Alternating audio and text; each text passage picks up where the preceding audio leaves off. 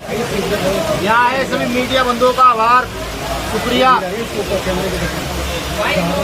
कि आप न्याय की इस लड़ाई को मजबूत करने आए। आज की प्रेस कॉन्फ्रेंस किसलिए रखी गई है, वो हमारे साथी दिल्ली प्रदेश संयोजक भाई हिमांशु जी ने बताया है कि 28 तारीख को Bhim army chief Azad Samaj party के राष्ट्रीय अध्यक्ष पर हमला हुआ था। कुछ कार सवारों ने उनकी जान लेने की नियत से सहारनपुर के देवबंद कस्बे में गोलियां चलाई। 1 जुलाई को पुलिस ने मुस्तैदी दिखाते हुए 4 अपराधियों को गिरफ्तार किया, जिसमें से 3 अपराधी वहीं देवबंद के पास एक गांव पड़ता है रणखंडी भायला, वहां के हैं।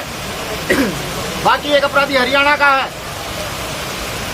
आज की प्रेस कॉन्फ्रेंस विशेषकर इसलिए बुलाई गई है कि पुलिस के जो बयान हैं, पुलिस ने जो जांच पड़ताल की, उस पर एक सवालिया निशान है। पुलिस पूछताछ में बताती है कि उन्होंने टोल पर चंद्रशेखर भाई का काफिला खड़े हुए देखा और वहां पूछा कि कौन आ रहा है। वहां कार्यकर्ताओं ने जैसे बताया कि चंद्रशेखर आ रहे हैं, तो उन्होंने फौरन ही चंद्रशेखर की हत्या का प्लान बना लिया। ये मुझे ऐसे लगता है जैसे कोई फिल्मी स्टोरी चल रही हो कि अपराधी आता है और एकदम से हत्या का प्लान बना लेता है। पुलिस में जांच ने बताया, पुलिस ने उनसे पूछा कि आपने उनकी हत्या का प्रयास क्यों किया। अपराधियों का कहना है कि हम चंद्रशेखर आजाद के बयानों से नाखुश थे, भीम आर्मी चीफ के बयानों से नाखुश थे। भारत में लोकतंत्र है, अगर कोई किसी बात से नाखुश होता है तो उसके लिए आईपीसी है, कॉन्स्टिट्यूशन है, थाने कोर्ट कचहरियों में रिपोर्टें दर्ज की जाती हैं। लेकिन उन्होंने किसी प्रकार की कोई भी रिपोर्ट दर्ज नहीं की। पुलिस का खुद कहना है कि उनके पुराने आपराधिक रिकॉर्ड है। उन्होंने पहले भी एक जेलर पर गोली चलाई है, कई लाख की लूट में उनका नाम आया है। लेकिन पुलिस उनकी मनगढ़ंत कहानियों की जांच पर यकीन करके प्रेस कॉन्फ्रेंस के माध्यम से वहां के मौजूदा डीआईजी इस बात को कहते हैं। इससे सीधा सीधा ये प्रतीत होता है कि कहीं न कहीं राजनीतिक संरक्षण में उन अपराधियों ने यह घटना करने का कृत्य किया। कहीं न कहीं पुलिस प्रशासन पर भी दबाव है, प्रशासन जांच को सही तरीके से नहीं कर रही है। पुलिस का कहना है कि उन्हें पूछताछ में पता लगा कि 3 राउंड फायर हुए हैं, लेकिन वहां पर मौजूदा जो लोग थे 4 राउंड गाड़ी पर फायर हुए हैं, 2 राउंड उन्होंने हवाई फायर किए हैं। ये मैं किस लिए कह रहा हूं कि जब उनकी गाड़ी फोरेंसिक जांच के लिए गई, तो उस फोरेंसिक जांच से गाड़ी वापस आने के बाद हमने जब गाड़ी का मुआयना किया तो एक गोली जो ड्राइवर के सीट के ऊपर छत पर लगी हुई थी, फोरेंसिक टीम उस गोली लगी गोली को नहीं ढूंढ पाई। हमने जाकर एसएसपी महोदय को दिखाया, देखिए एक गोली का निशान ये भी है। इसका सीधा मतलब है कि प्रशासन धाराएं हल्की करके अपराधियों को बचाना चाहता है। सबसे महत्वपूर्ण बात, जिस थाना क्षेत्र की ये घटना है, ये घटना कोई छोटी घटना नहीं है। भाई चंद्रशेखर आजाद वही चंद्रशेखर आजाद है जिनका भारत में अकेले भारतीय का नाम टाइम मैगजीन्स में आता है, जो भारत में हर शोषित वंचित के साथ खड़े होते हैं। वो जब चलते हैं तो गरीब, किसान, मजदूर सब उनके साथ साथ चलते हैं। वो भारत की एक विशेष पर्सनैलिटी है, या मैं ये कहूँ भारत के राजनीतिक सामाजिक उभरते हुए सितारे हैं। ऐसे व्यक्ति पर हमला करना भारत के करोड़ों लोगों की भावनाओं को आहत करना है। अभी तक उस थाने के थाना इंचार्ज, जो वहां के मौजूदा थाना इंचार्ज है, ना तो उनको लाइन हाजिर किया गया, न ही उस थाने से बदला गया। इसलिए कि वो जो अपराधी हैं वो भी एक जाति के हैं, थाना अध्यक्ष वो भी एक जाति के हैं, और देश के मुख्यमंत्री भी एक ही जाति के हैं। घटना के बाद कुछ फोटो सामने आए, जिस फोटो में देखा जा रहा है कि सहारनपुर में सरसावा एक कस्बा पड़ता है, उसके पास एक गांव है रायपुर। उस गांव में वो चारों लोग रुके, उनके साथ और भी साथी थे, लेकिन पुलिस ने अभी तक कोई आगे की जांच नहीं की, सिर्फ 4 लोगों की मनगढ़ंत कहानी को सच मान लिया। पुलिस ने कहा कि उन पर 315 के कट्टे से फायर हुआ है। मैं ये भी पुलिस से पूछना चाहता हूँ कि वो 315 का कट्टा क्या पुलिस ने अपने मन से कह दिया, या उसकी कोई ब्लास्टिंग रिपोर्ट आई है, या फिर प्रशासन जो है अपने कार्य को छोड़ करके वहां के रसूखदारों की चाटुकारिता गुलामी करने के लिए तैयार है।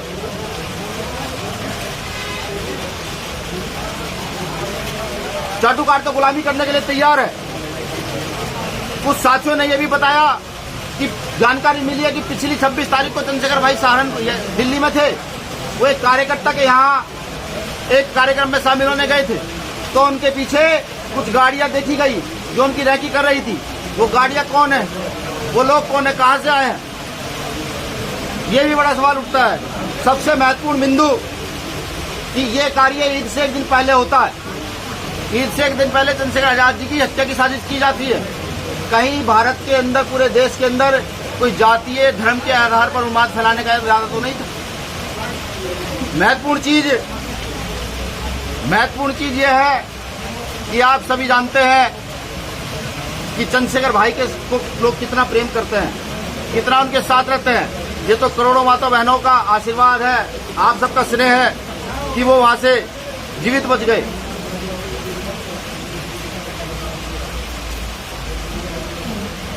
इन सभी बातों से यह महसूस होता है कि पुलिस कहीं ना कहीं मास्टरमाइंड को बचाना चाहती है।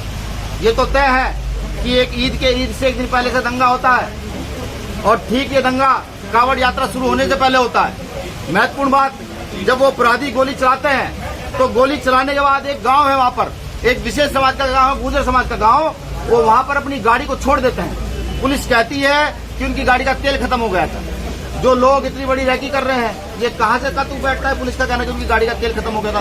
और अगर तेल खत्म हुआ भी था तो वो अपने गांव की ओर भागते, अपने गांव से अपोजिट दिशा में जो गांव है मीरकपुर, उसकी ओर क्यों भागे।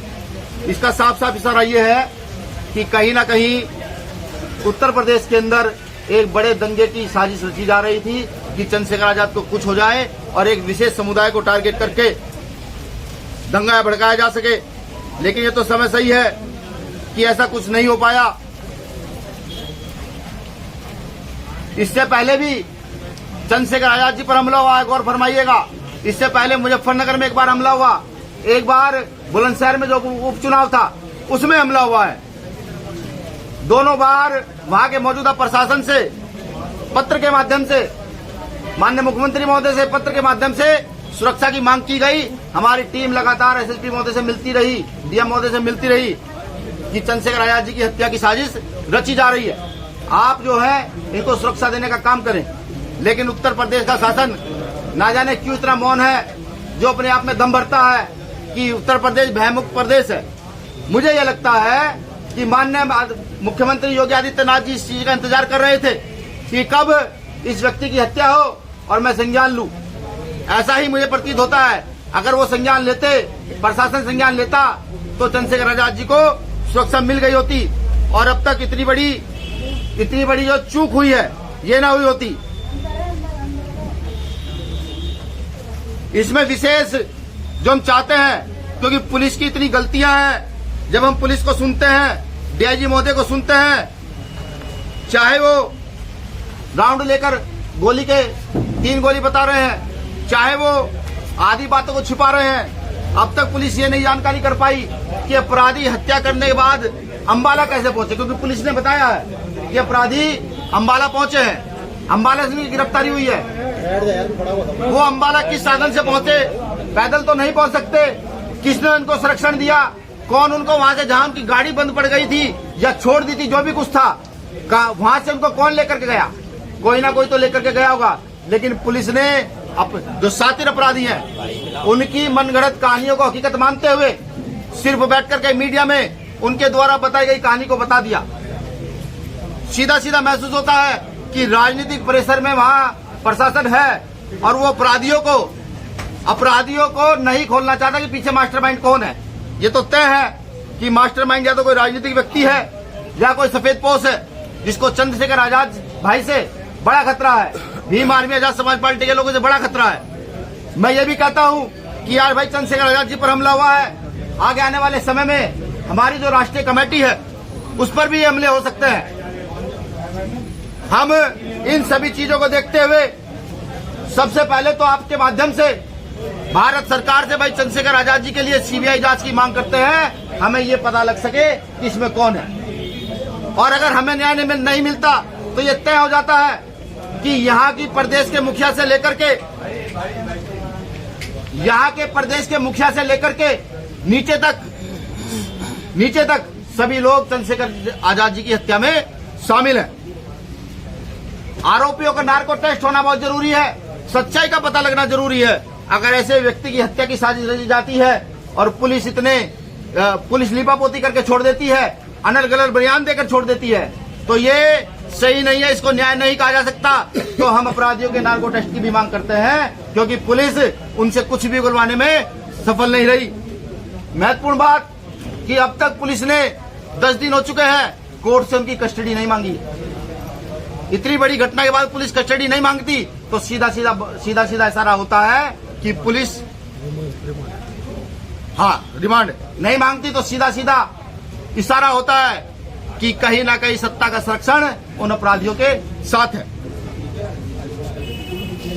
हम चंद्रशेखर आजाद जी की सुरक्षा की मांग करते हैं कि यहाँ जब फिल्मी स्टारों को फ्री फंड सुरक्षा दी जा सकती है, यहाँ जब बाबाओं को सुरक्षा दी जा सकती है, तो यहाँ चंद्रशेखर आजाद को भी सुरक्षा दी जा सकती है। भारत के एक सच्चे सिपाही को, जो शोषित वंचित वर्ग के लिए हर समय खड़ा रहता है, जो हर बलात्कारी के खिलाफ, हर हत्या करने वाले के खिलाफ, हर गलत काम करने वाले के खिलाफ खड़ा रहता है और हर उसके खिलाफ खड़ा रहता है जो अपने आप को बाहुबली समझते हैं। तो हम उनकी सुरक्षा की मांग करते हैं। सबसे महत्वपूर्ण, सब लोग ध्यान दीजिएगा, 21 जुलाई 2023 को दिल्ली के जंतर मंतर पर इन सभी मांगों को लेकर के हमारा 1 दिवसीय धरना प्रदर्शन है। आपसे भी मैं निवेदन करूंगा, सब लोग वहां आए, आकर के सुने कि क्या क्या मामले, क्या क्या घटनाएं हो रही हैं। और यहाँ के माननीय मुख्यमंत्री जी मौन है। ये भी बड़े शर्म की बात है कि एक पार्टी के राष्ट्रीय अध्यक्ष पर हमला होता है और मौजूदा समय के मुख्यमंत्री उस पर किसी प्रकार का ट्वीट से लेकर कोई बयान नहीं देते हैं। ये ना तो मानवता के हित में है, ना ही ये भारतीय राजनीति के हित में है। मैं यहाँ माननीय मुख्यमंत्री जी के इस्तीफे की भी मांग करता हूँ कि वो जल्द से जल्द इस्तीफा दे। और आपके चैनल के माध्यम से एक बात और मैं बता दूं, मेरा निवेदन है उन साथियों से जो लगातार सोशल मीडिया पर अनर्गल गलत बयान लिख रहे हैं कि आप ऐसा ना करें, यहाँ लोकतंत्र है। अगर आपको किसी बात की परेशानी है तो आप जाएं, मुकदमा दर्ज कराएं, कोर्ट जाएं, कोर्ट न्याय करेगा, आप न्याय नहीं कर सकते। दूसरी बात कि एक बार हम खून देख चुके हैं, एक बार हमने अपने साथी, अपने नेता, समाज के कार्यकर्ता का खून देख लिया है, खुद को शांत कर लिया है, समाज को शांत कर लिया है कि नहीं, अव्यवस्था नहीं फैलनी चाहिए, हम लोकतंत्र के हिसाब से लड़ेंगे। लेकिन अगर अगली बार भी किसी ने सोच रखा हो कि नहीं वो खून करेंगे, वो हत्याएं करेंगे और हम शांत रहेंगे, तो मेरा निवेदन है यहाँ की सरकारों से, यहाँ की LIU से, यहाँ की विशेष जांच एजेंसियों से कि ऐसे लोगों को टारगेट करें जो जाति के नाम पर षड्यंत्र करके हत्या करा देना चाहते हैं एक व्यक्ति की, उस व्यक्ति की जो शोषित वंचितों के साथ खड़ा रहता है। मैं अपने कार्यकर्ताओं से भी अपील करूंगा कि 21 तारीख में पूरी ताकत से पहुंचे, बताएं ये भारत के पंत प्रधान को, बताएं यहाँ के प्रधानमंत्री को कि आप वहां बैठ करके इतनी भी रक्षा सुरक्षा नहीं कर सकते कि एक व्यक्ति जो खड़ा हो रहा है लोकतंत्र के ढांचे को समझते हुए कि उसकी आप रक्षा कर सकें। बताएं वो बहुजन समाज जो फूले साहब अम्बेडकर की विचारधारा पर चलता है, जो शोषित वंचित है, वो आए 21 तारीख को दिल्ली आए और अपनी ताकत दिखाए। मैं उनको भी बता दूं कि अब घूरने का भी प्रयास मत कीजिएगा, निवेदन यही है, घूरने का भी प्रयास मत कीजिएगा, वरना इस बार तो भाई चंद्रशेखर आजाद जी ने मामले को संभाला। गोली लगने के बावजूद भी उन्होंने पूरे समाज से अपील की कि नहीं, कोई भी व्यक्ति शांति भंग नहीं करेगा। अगर भाई चंद्रशेखर आजाद जी के पास ऐसा षड्यंत्र दोबारा होता है तो मुझे ये लगता है भाई हमारी पूरी टीम क्या, भाई चंद्रशेखर आजाद जी भी उनको संभाल नहीं पाएंगे। तो मेरा निवेदन है यहाँ की सुरक्षा एजेंसियों से, जांच एजेंसियों से ऐसे लोगों को तमाम ऐसे लोगों को उठाकर जेल में बंद करें। शुक्रिया, जय भीम।